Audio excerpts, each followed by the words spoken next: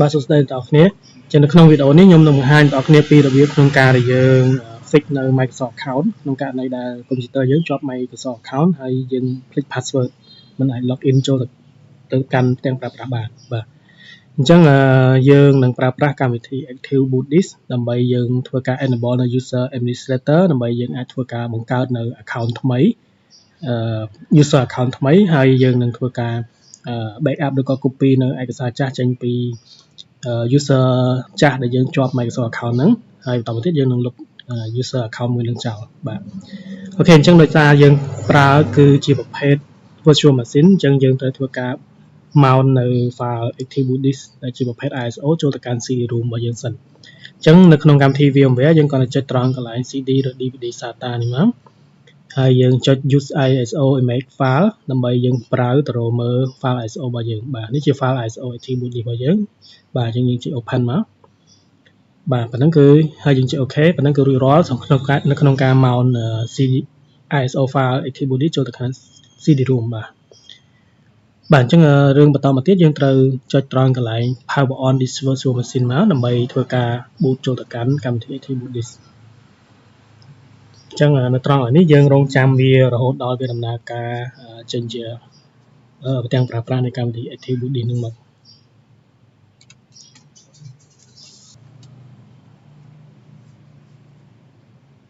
ចឹងនៅយើងដល់ត្រង់ចំណុចនេះយើងcònរងចាំវារហូតដល់វាដំណើរការចប់យើងនឹងចូលទៅកាន់ជំហានបន្តមកទៀត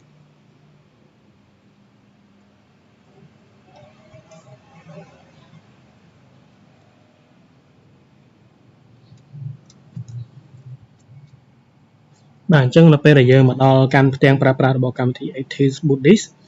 យើងគ្រាន់តែចុចត្រង់កន្លែងរូបកូនសោនេះបាទហើយបន្តមកទៀតយើងចុច next ទៀតបាទយើងចុច next ទៀតអញ្ចឹងនៅត្រង់កន្លែងនេះយើងនឹងធ្វើការ enable នៅ user administrator ដើម្បីយើងអាចប្រើប្រាស់បានណាបាទអញ្ចឹងយើងចុច next ទៀតអញ្ចឹងយើងចុច apply យើងចុច yes finish បាទប៉ុណ្ណឹងគឺរួចរាល់យើងអាចធ្វើការ enable នៅ user administrator រួចរាល់អញ្ចឹងយើងគ្រាន់តែ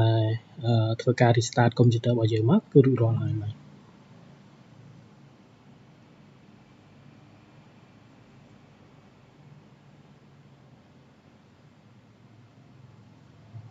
បាទអញ្ចឹងបន្ទាប់ពីយើង restart ហើយយើងនឹងឃើញមាន user administrator ជាមួយនឹង user ដែលយើងបានជាប់នៅ Microsoft account user VN នេះយើងជាប់ Microsoft account យើងអាចវាយ pin ចូលដោយសារយើងភ្លេច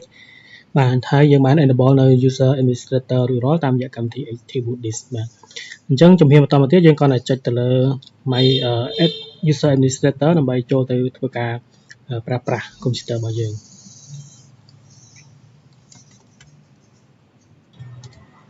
បាទអញ្ចឹងជំហានបន្តមកទៀតយើងចូលទៅកាន់ computer management ដើម្បីយើងធ្វើការបង្កើតនៅ user ថ្មីបាទអញ្ចឹងនៅត្រង់កន្លែង search នេះយើងវាយពាក្យថា computer management បាទអញ្ចឹងយើងចូលទៅកាន់ computer management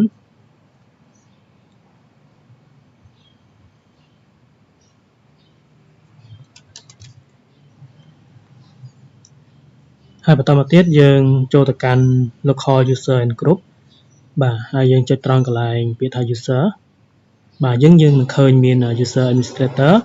ជាមួយនឹង user VN របស់យើងបាទ user ដែលជាប់នៅ Microsoft account បាទអញ្ចឹងជំហានបន្តមកទៀតយើងគ្រាន់តែចុច right click យើងយក new user ដើម្បីយើងបង្កើត user ថ្មីបាទអញ្ចឹងយើងដាក់ឈ្មោះ user ដែលយើងត្រូវការ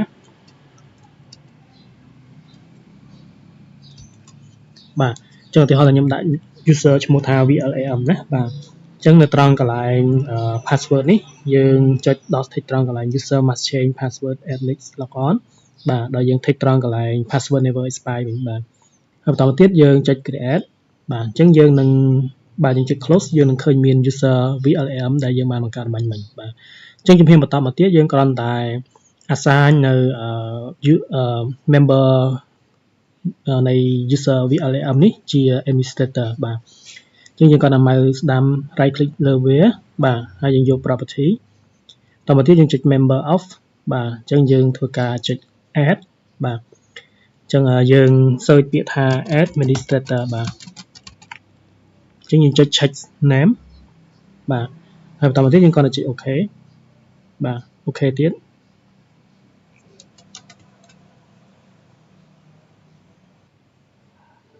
បាទអញ្ចឹងយើងចុច OK មកបាទហើយយើងចុច apply OK បាទអញ្ចឹងបន្តមកទៀតយើងធ្វើការ restart កុំព្យូទ័ររបស់យើងដើម្បីយើង check មើលតើ user VLM នេះបានខ្លាយទៅជាបានសិទ្ធជា administrator ឬនៅណាបាទអញ្ចឹងយើងគ្រាន់តែចុច start menu ហើយយើង restart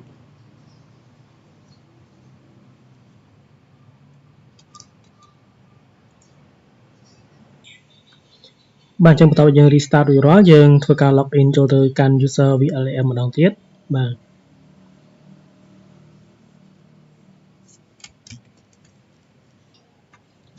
អញ្ចឹងជំហានបន្តមកទៀតយើងចូលទៅកាន់ computer management ម្ដងទៀត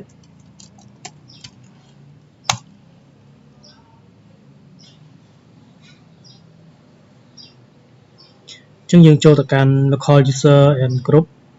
user បាទអញ្ចឹងយើង double click នៅត្រង់កន្លែង user VLM ដើម្បី check មើល member of យើងឃើញថា user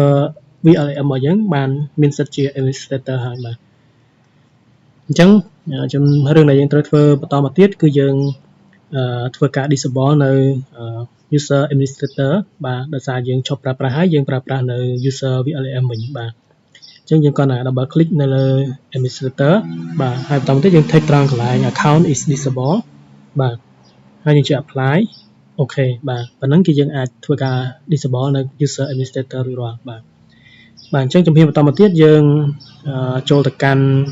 file manager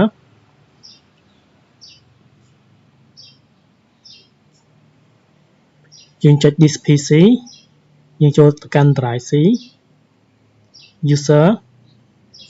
បាទអញ្ចឹងយើងនឹងឃើញមាន user VNN របស់យើងដែលបានជាប់នៅMicrosoft account បាទ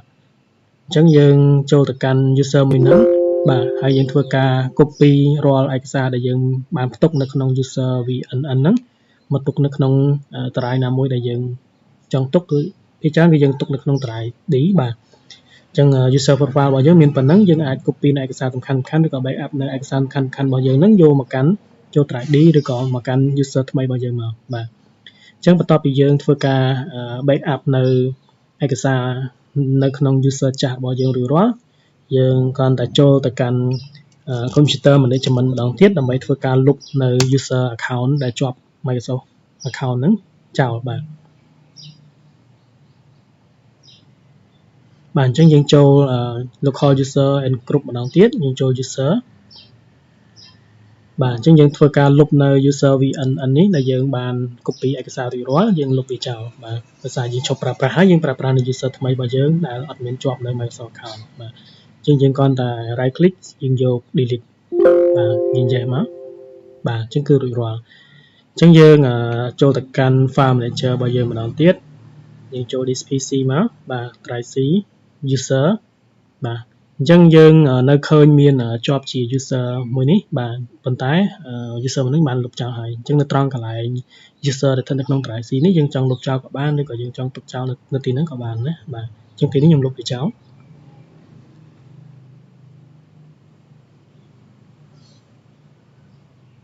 បាទអញ្ចឹងបន្ទាប់ពីយើងលុបចោលរួចរាល់គឺ user ចាស់របស់យើងគឺយើងបានលុបចោលយើងបាន clear ចោលអស់ហើយណាបាទអញ្ចឹងរបៀបក្នុងការ fix នៅ Microsoft account ក្នុងករណីដែលយើងភ្លេច password តាមរយៈកម្មវិធី Active Boot Disk គឺយើងអាចអនុវត្តទៅតាមជំហានដែលខ្ញុំបានបង្ហាញខាងលើអ្នកទាំងអស់គ្នាអាចធ្វើបានបាទអញ្ចឹងនៅក្នុងវីដេអូនេះខ្ញុំសូមបញ្ចប់ត្រឹមប៉ុណ្្នឹងបាទសូមអរគុណ